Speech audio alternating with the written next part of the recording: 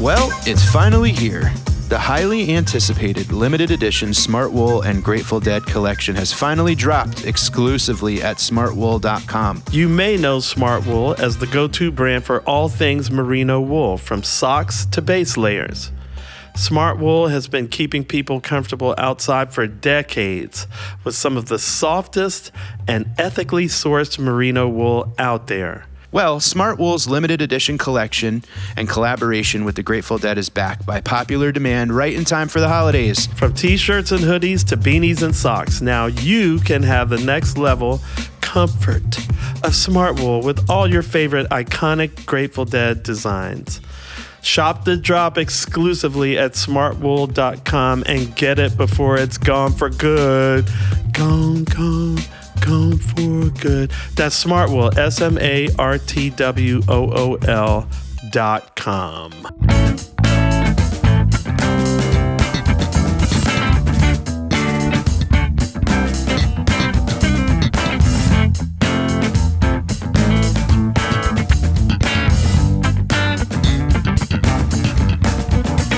Hello, welcome to this special episode of Undermine, brought to you by our partners at Smartwool. RJ, what are we talking about today? Well, hello, Tom, first of all, and hi, Benjy.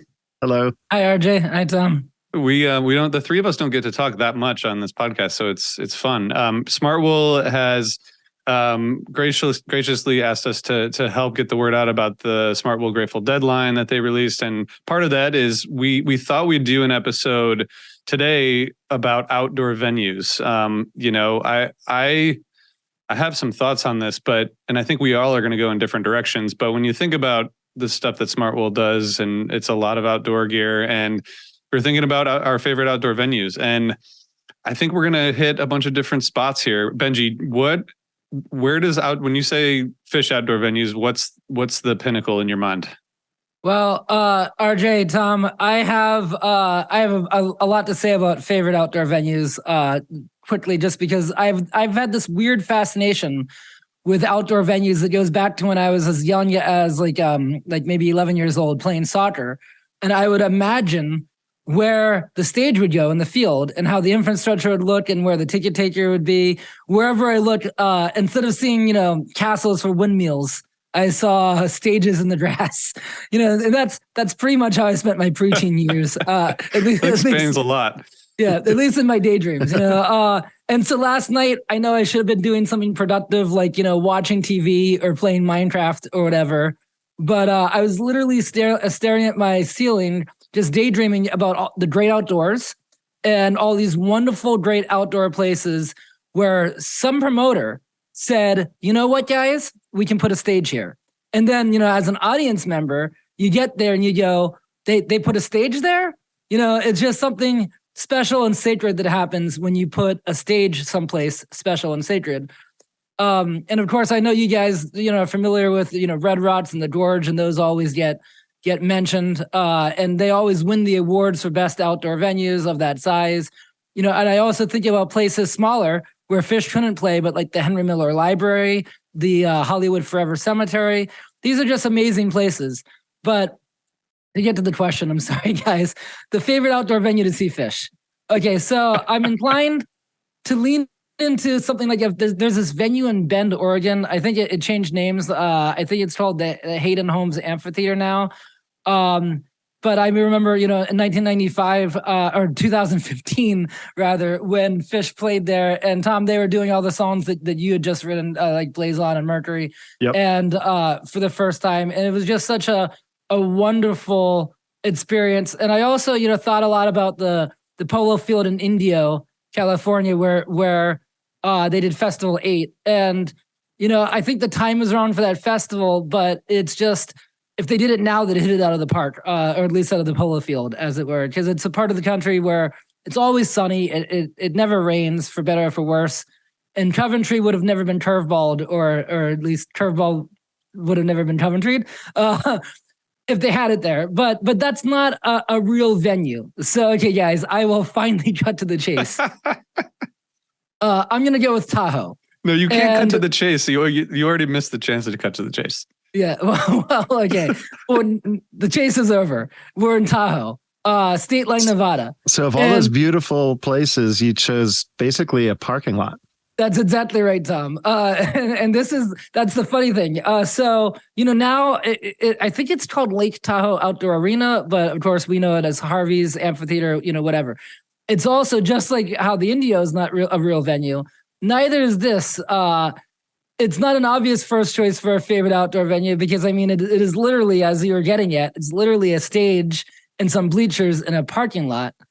But that's just it. It's a stage and some bleachers in a parking lot that happens to be steps away from casinos and also the majestic Lake Tahoe.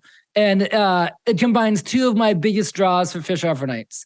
There's Casino Phish, which is always a winning bet because you have this, you have an abundance of lodging options. You have 24-hour hotbox culture.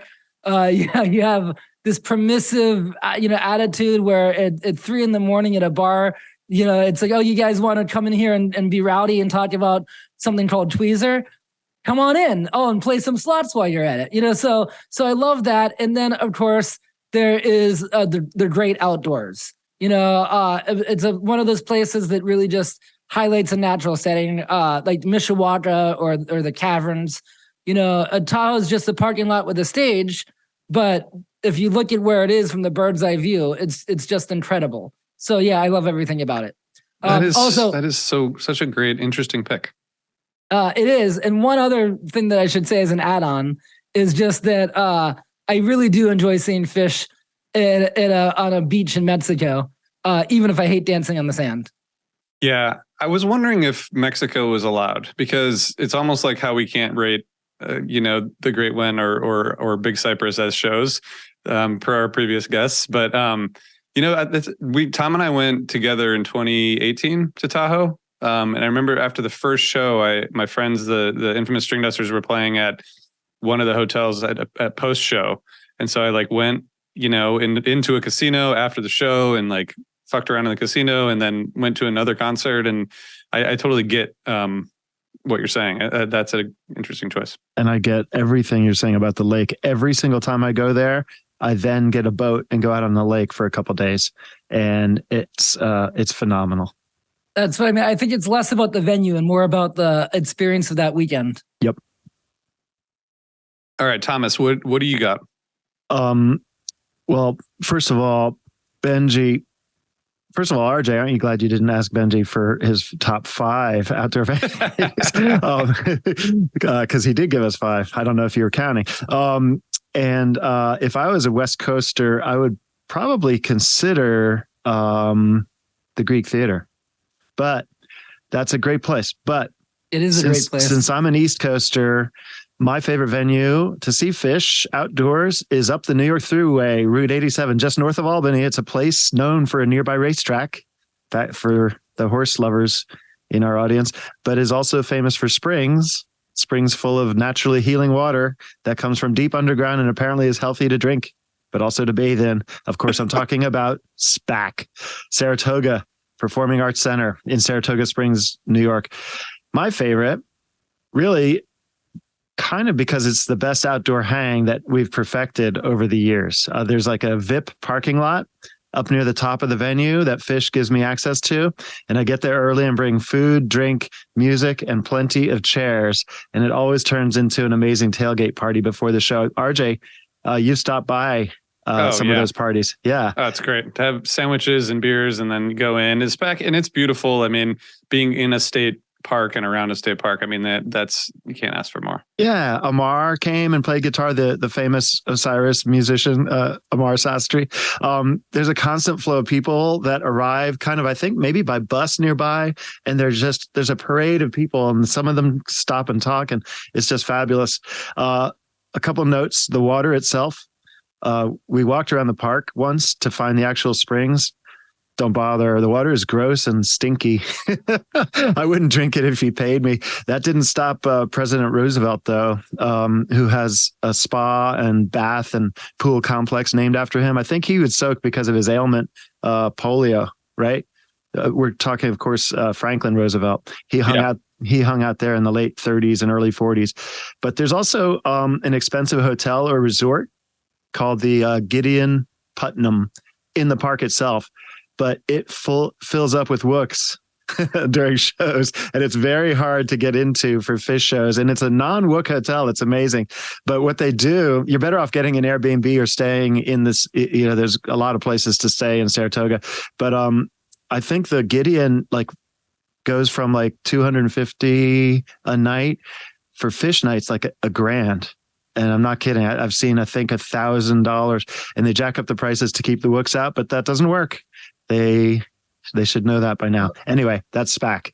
Also, Tom, there was a year when I left SPAC, I think it was 1995, when Mr. Fishman was looking for his car, where I was one of the last people to leave because I was waiting for my friends who couldn't find the car that I had found. And meanwhile, Mr. Fishman came asking if anyone had seen his car.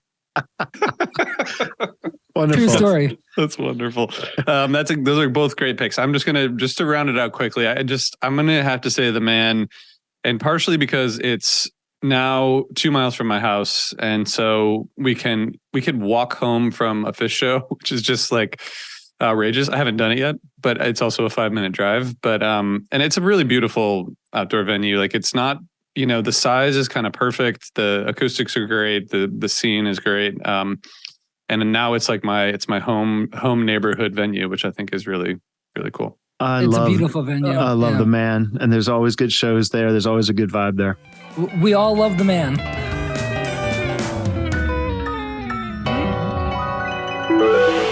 Osiris.